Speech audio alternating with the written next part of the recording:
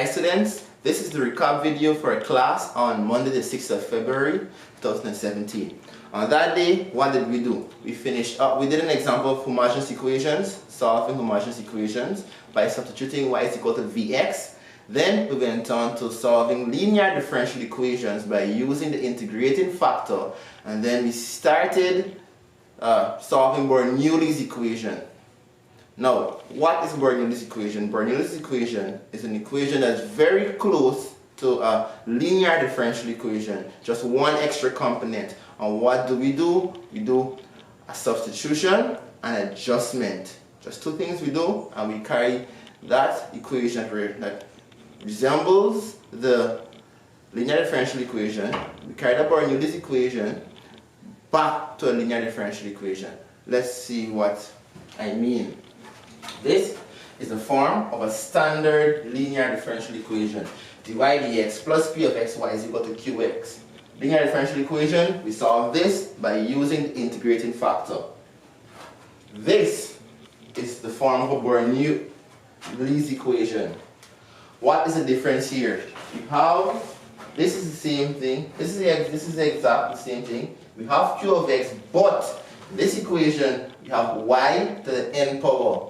Right, so what's written in here in blue is linear, this is not linear. This is called the Bernoulli's equation once it has y to the n power. Now what we're going to do is substitute z, a simple change of variable, z in place of y to the 1 minus n power, and produce this, which is linear again. Linear. And from this stage, what we will do is use the regular integrating factor method.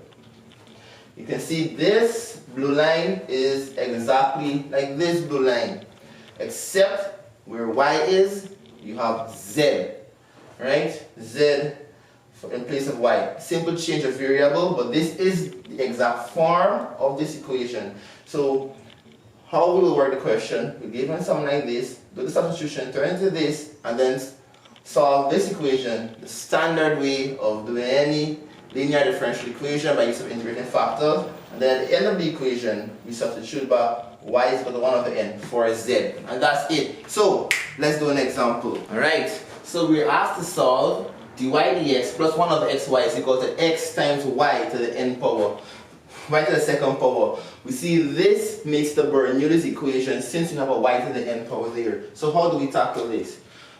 Let's draw up a table. We have, and we substitute.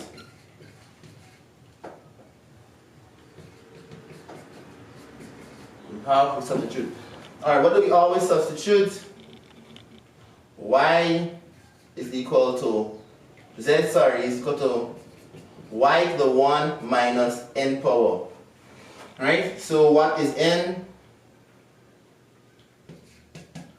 N is equal to 2 in this case. So we substitute. Middle, I put n is equal to 2.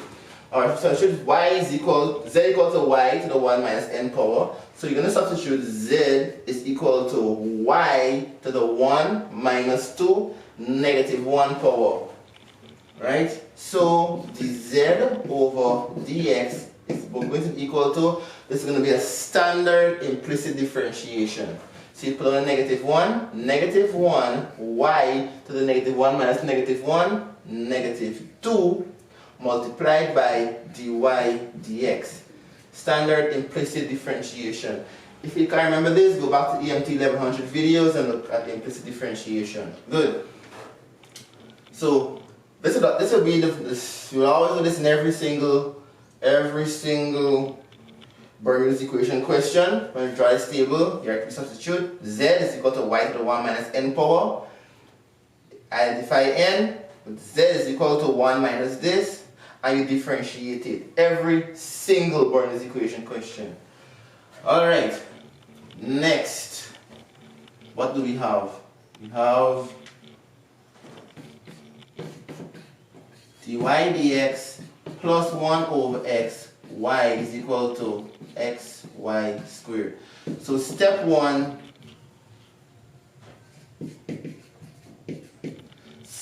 divide by y to the n power. Y to the n is 2, so we will have 1 over y squared dy over dx plus 1 over x. Y over y squared is 1 over y is equal to x. Now I want to make, you don't ever want to leave these things in as fractions for a question like this. We always see it much clearer when we have it written as indices. So step 1, divide by y to the n power. Step 2 is simply adjust. Step 2, adjust and substitute.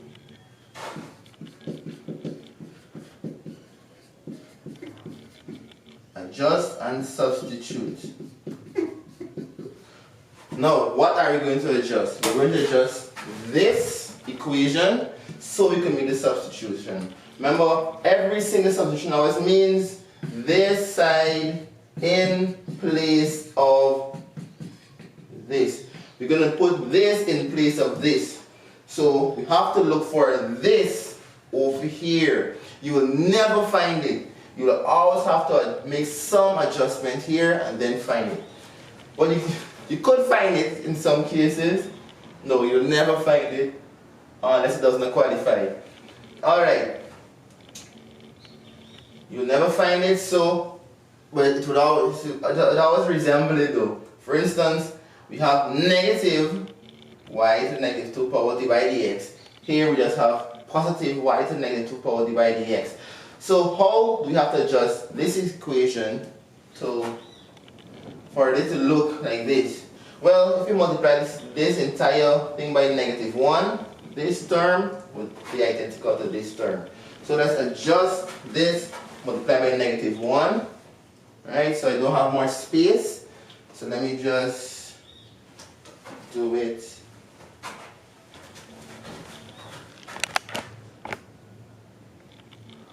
Alright, adjust and substitute.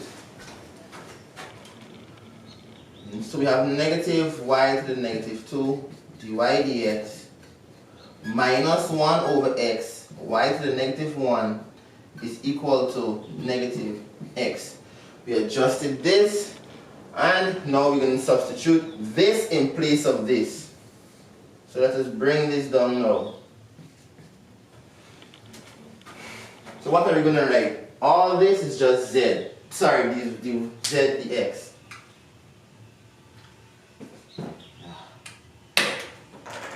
So dz over dx minus 1 over x, y to the negative 1 power, y to the negative 1 power was simply z, is equal to negative x. And we are finished making this equation, which is the Bordenius equation. We finished making it linear. From this step, it is simply a linear differential equation, and it is solved as any linear differential equation is solved. Do you see that this equation, if this was a y instead of a z, it would be a typical linear differential equation. And it is indeed still a typical linear differential equation with z in place of y. So let us just solve this very quickly. Alright, so we're almost finished. So far, what we have done is made our Bernoulli's equation this linear with the substitution, but now we have z in place of y, but we tackle it as straightforward as we tackle any standard linear differential equation.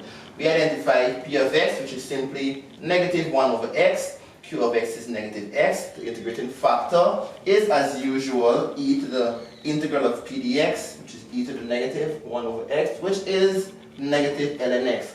Now you can't cancel this e, yes you cancel e and ln since e raised to a power is ln inverse, but this is not e to any ln power, this is negative, right?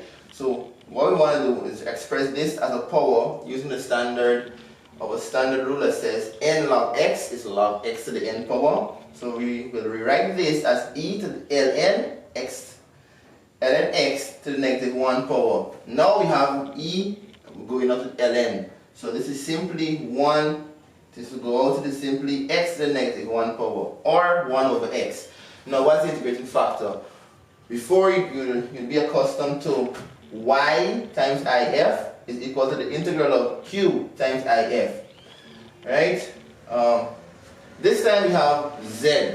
Right? So we have zif instead of yif this time, and this is still the same. So z times the integrating factor, x to the negative 1 power, or 1 over x, is here, is equal to the integral of negative q, which is q, negative x, which is q, divided by or multiplied by, the integrating factor, which is 1 over x. That's how you reach the bottom there.